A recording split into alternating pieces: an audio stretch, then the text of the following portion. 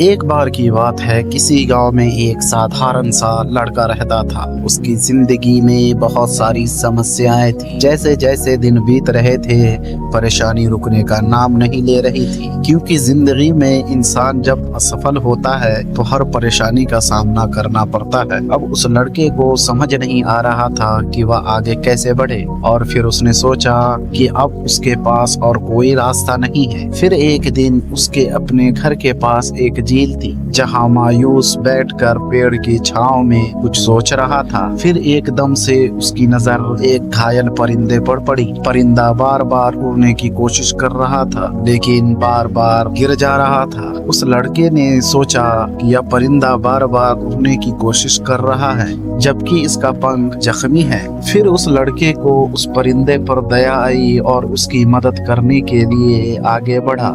लेकिन जैसे ही आगे बढ़ा, वह परिंदा उड़ गया। फिर उस लड़के ने सोचा, ये कैसे मुमकिन है?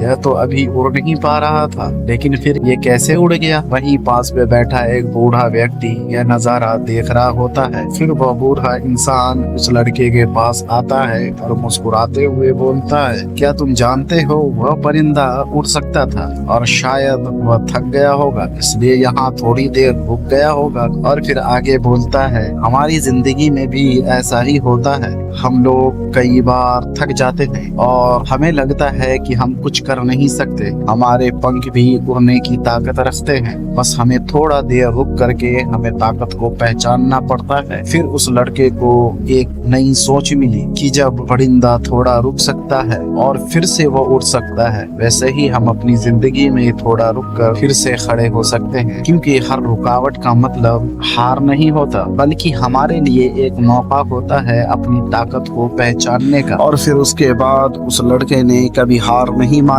दोस्तों, हमारी जिंदगी में छोटी मोटी बाधाएं आती रहती है। हमें अपने आप को हमेशा ताकतवर बनाए रखना है और हम दुनिया की ऊंचाइयों पर पहुंच सकते हैं।